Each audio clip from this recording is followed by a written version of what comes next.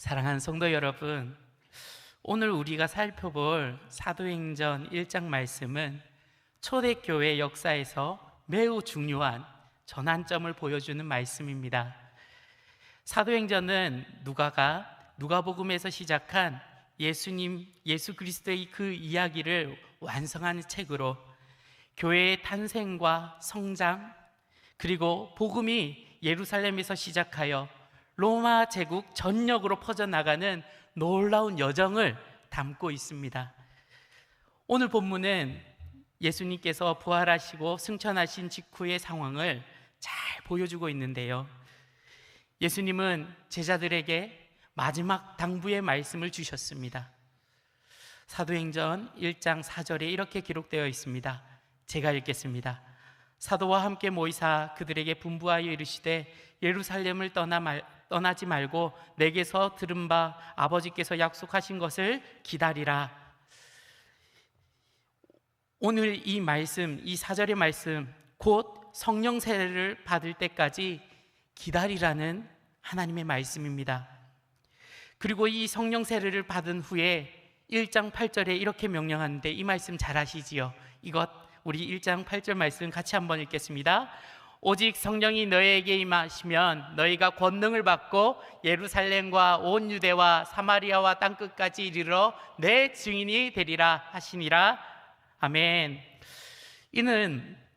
이 말씀에는 우리가 살펴볼 때 명확한 두 단계가 있습니다.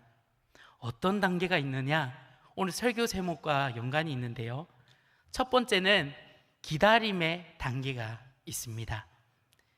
예루살렘에 머물러 기도하며 성령을 기다리는, 준비하는 그 시간, 우리는 종종 기다림을 소극적이고 수동적인 것으로 여기기 쉽습니다. 그러나 성경에서 말하는 기다림은 하나님의 때를 분별하고 그분의 뜻에 순종하며 그분의 능력을 의지하는 적극적인 신앙의 자세입니다.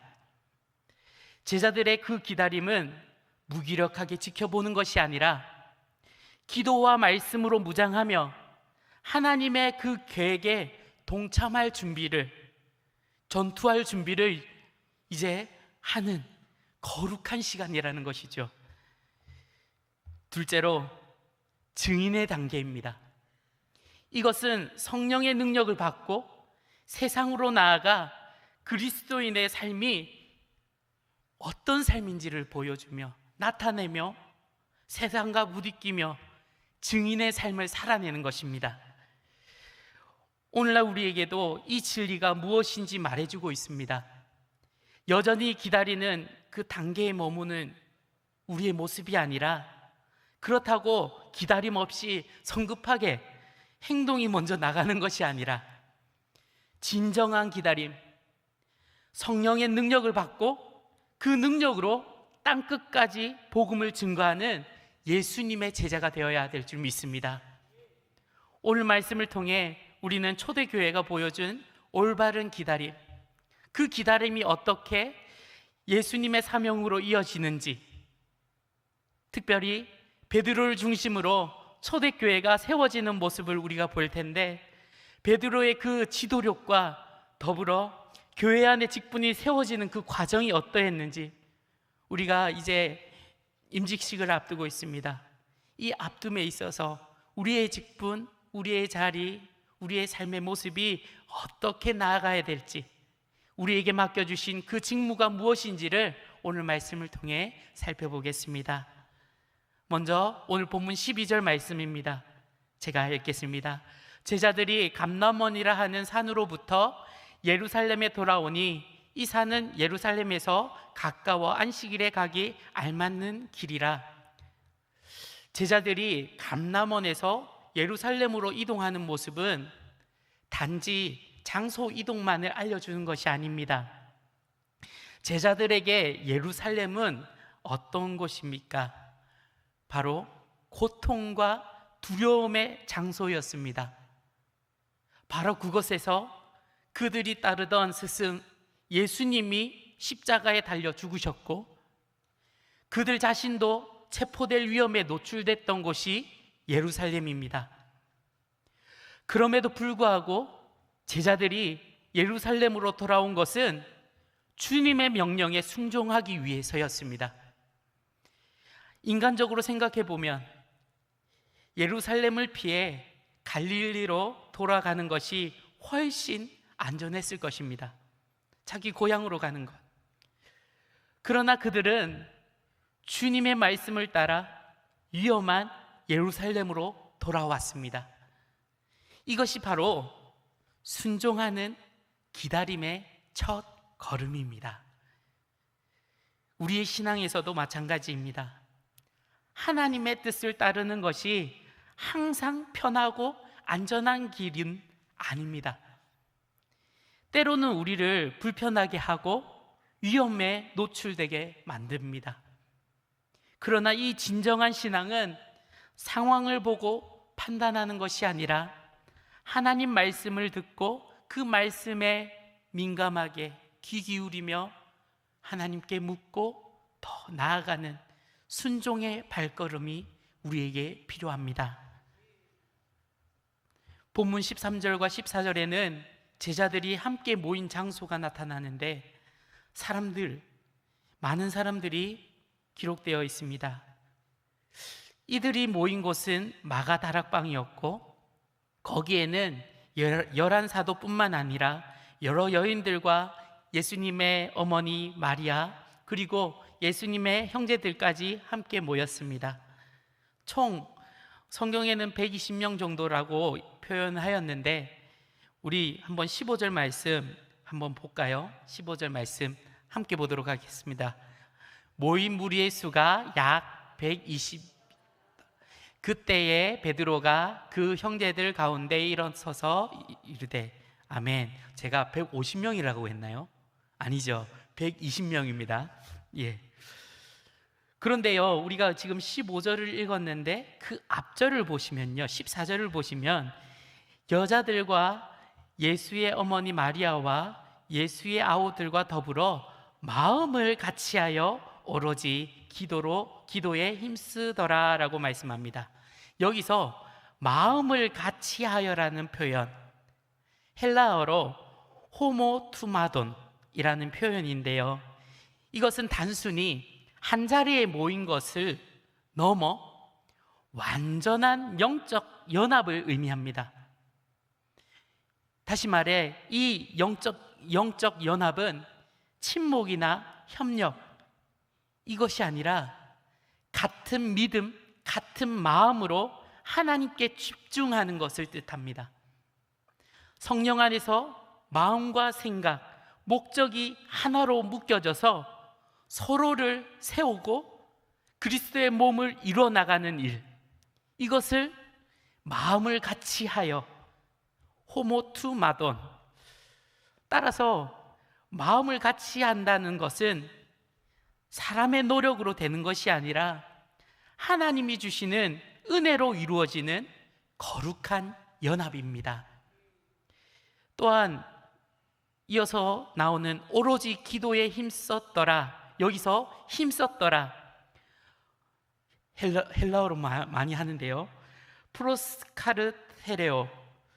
그 의미는 지속적이고 인내하는 기도를 뜻합니다.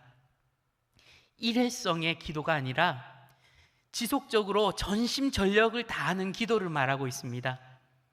이것이 바로 성경적인 기다림의 모습입니다. 기다림은 아무것도 하지 않는 그런 소극적인 태도가 아니라 기도로 하나님과 깊이 교제가 일어나가고 그분의 뜻이 무엇인지를 적극적으로 우리가 하나님께 구하고 그 뜻을 이뤄나가는 시간, 그 경건의 시간을 통해 우리는 비로소 진정한 기다림을 이뤄나갑니다. 이처럼 초대교회는 기도를 통해 하나님의 계획에 동참할 준비를 갖추었습니다. 이어서 이제 본문 15절부터 이제 나오는 말씀 속에 베드로의 그 놀라운 영적 통찰력을 볼 수 있습니다. 베드로, 우리가 다 알다시피 그의 직업은 어부였습니다. 대체적으로 어부는 우리는 무식하고 막 몰상식하고 무뚝뚝하고 이런 어부의 이미지들. 그런데 오늘 성경을 보면요, 참 놀라운 모습을 우리는 보게 됩니다. 사복음서를 통하여서 베드로의 모습을 통해 어떻게 수제자가 이런지 우리는 한 번 더 생각해 보았지만, 오늘 본문은 놀라운 변화가 그에게 일어났습니다. 한번 볼까요? 베드로는 120명의 형제들 앞에서 일어나 말합니다. 예전에 베드로라면 감정적이고 성급한 판단을 했지만 이제는 다릅니다. 그는 성경 말씀에 근거하여 그 상황을 분석하고 해석하고 판단합니다. 그 모습을 우리 한번 볼까요? 본문 20절 말씀입니다.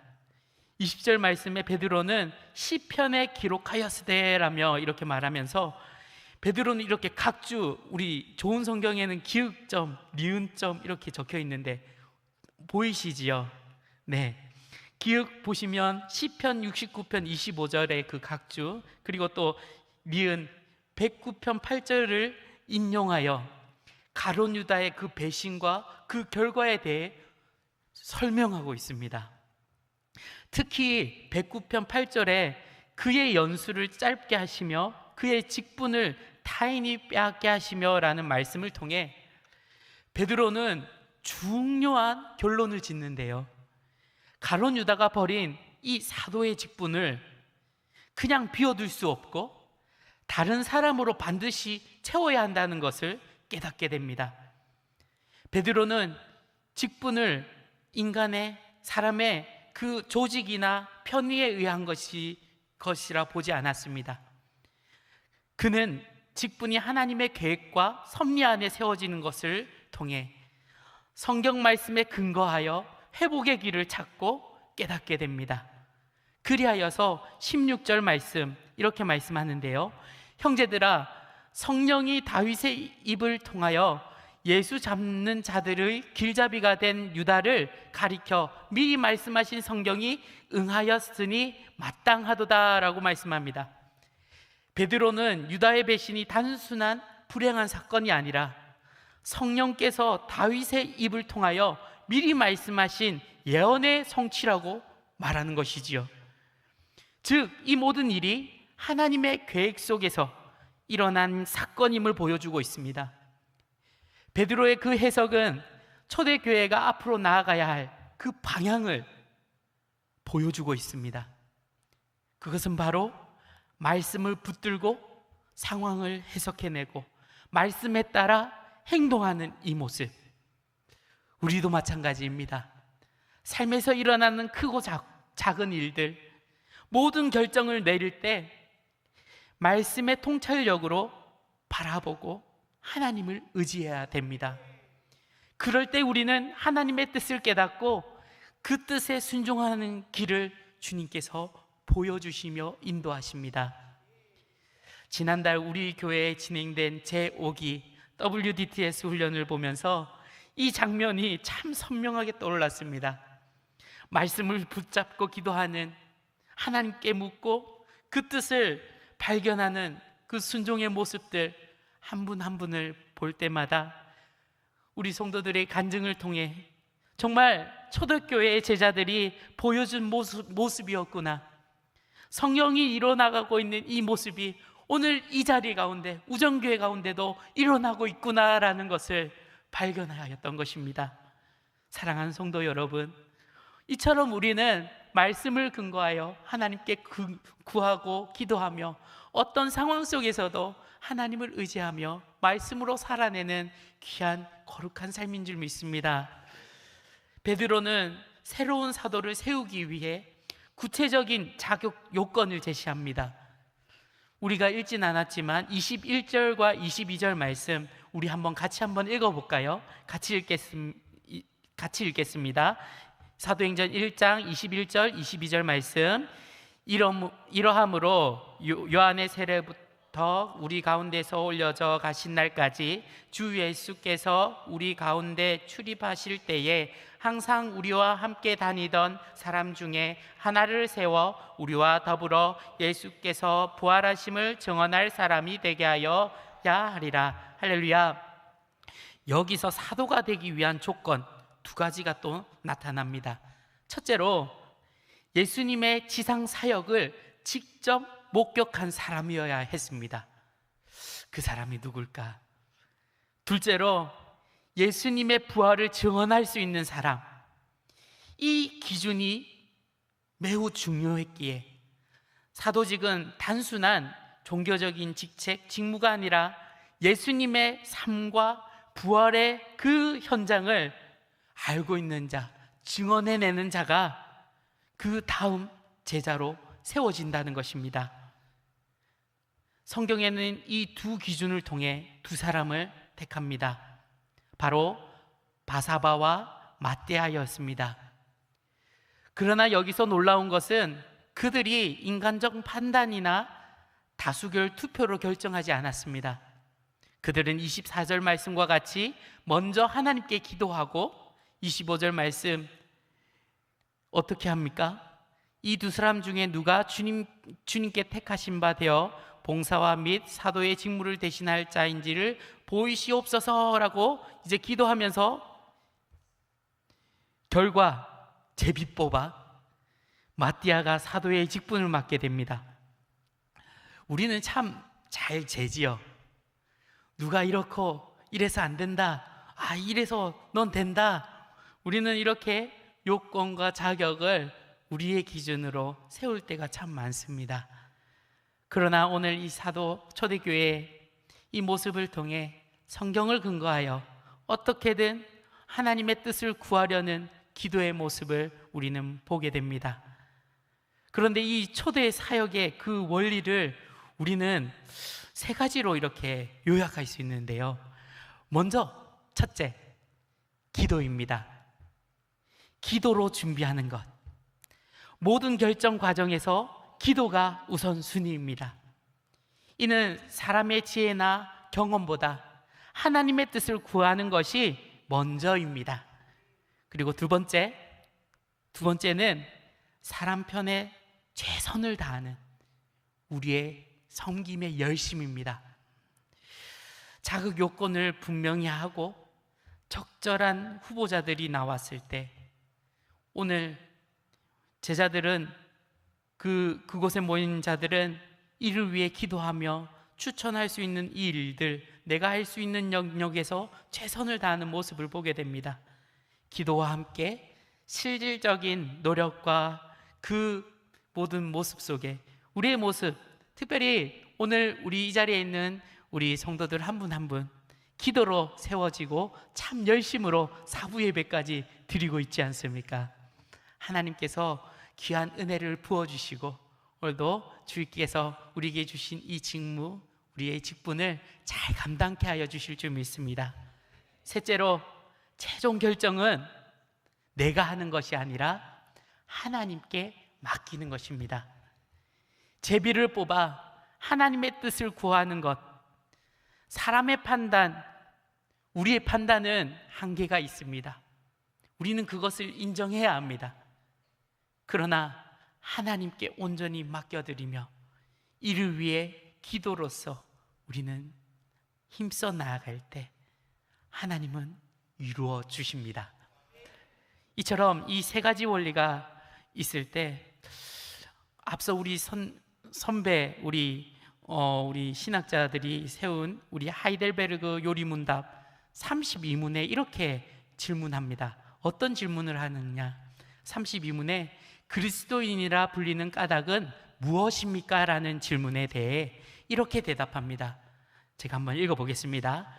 그리스도에게 접붙임을 받아 성령으로 그의 모든 은택에 참여하며 자유롭게 그의 이름을 고백하고 살아있는 감사의 제사를 그에게 드리며 이 세상에서 자유로운 양심으로 죄와 마귀를 대적하여 싸우고 후에는 영원토록 그와 함께 모든 피조물을 다스릴 것이기 때문입니다 라고 하이델베르그 요리문답에서 이렇게 말하고 있습니다. 여기서 중요한 것, 모든 그리스도인이 이미 그리스도의 지체가 되어 그의 기름 부으심에 참여한다는 것. 즉 모든 성도는요, 이 직분을 받은 자라는 것입니다. 너만 받은 것이 아니라, 나만 받은 것이 아니라 우리 모두가 이 거룩한 직분을 받아 하나님께 예배하며 오늘도 이 자리에 모여 있다는 사실.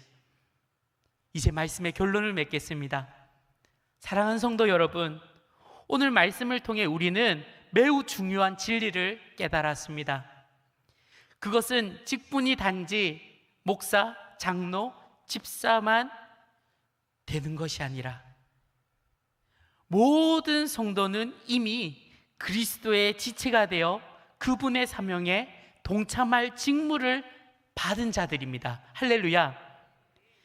초대교회가 보여준 모범은 크게 세 가지라고 하였습니다. 첫 번째 뭐였습니까? 기도. 그리고 이 기도는 교회의 본질, 기도의 공동체를 이루어 나가며, 기도가 끊이지 않으면요, 교회는요 생명력 있게 돌아갈 것입니다. 기도가 메마르지 않으면요 결코 그 물은 끊기지 않습니다. 둘째로 무엇입니까? 섬김, 열심입니다. 교회는 서로 섬김으로 세워진 공동체입니다. 안내하고, 오늘도 안내로, 청소로, 식당 봉사로 수고하신 우리 성도님들, 우리 한번 격려의 박수 드립니다.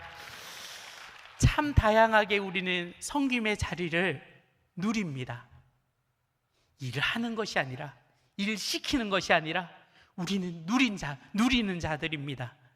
누릴 때 어떤 일이 벌어집니까? 우리 안에 기쁨과 소망이 넘칩니다. 이것이 누리는 자의 특권입니다. 셋째로 증인의 삶입니다. 우리는 증거해야 합니다. 복음을, 교회가 존재하는 궁극적인 이유, 그것은 바로 복음을 전하는 것입니다. 예수님께서 사도행전 1장 8절 우리가 앞서 읽었지만, 성령님께서 우리에게 능력을 주신 줄 믿습니다. 그리하여 열방을 향해 달려가게끔 우리에게 팔다리, 우리의 머리까지 모든 것을 충만케 하여 주십니다. 여기서 성령께서 주시는 권능, 담임 목사님께서 말씀하셨죠. 디나미스. 이것은 폭발적인 능력을 가지고 있습니다. 세상이 감당치 못할 힘, 이 능력이 여러분들에게 있습니다. 오늘 우리의 삶을 통해 우리의 교회가, 우리 전도팀, 목회자뿐만 아니라 우리 모두가 전도를 해야 됩니다. 11월 며칠입니까? 죄송합니다. 제가 적어놨습니다. 11월 16일 우리에게 맡겨주신 영혼들, 우리가 기도하고 있지요. 한 영혼 한 영혼 우리가 기록하여 이 영혼이 주께로 돌아올 때 얼마나 놀라운 일, 기쁜 일이 이루어지겠습니까? 우리는 증인의 삶으로서 무엇이 증거되어 이것이 세상 사람들이 구원받는다라는 것, 이것은 참 말로 할 수 없는, 형용할 수 없는 기쁨입니다.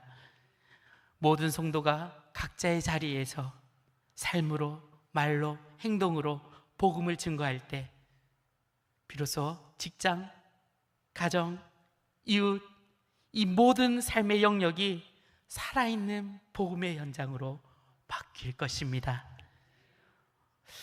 오늘날 참 많은 젊은 이들, 방황한 이들을 우리는 보게 됩니다. 제 주변에도, 제 친구들도 참 세속주의, 물질주의, 개인주의에 참 복음과 멀리하는 삶을 살아가는 이들이 있습니다. 우리는 그럴수록 기도하며 이 문제를 주께 온전히 맡겨드리고 힘써 기도하는, 기다림으로 증인이 되는 우리의 삶이 되길 주님의 이름으로 축원합니다.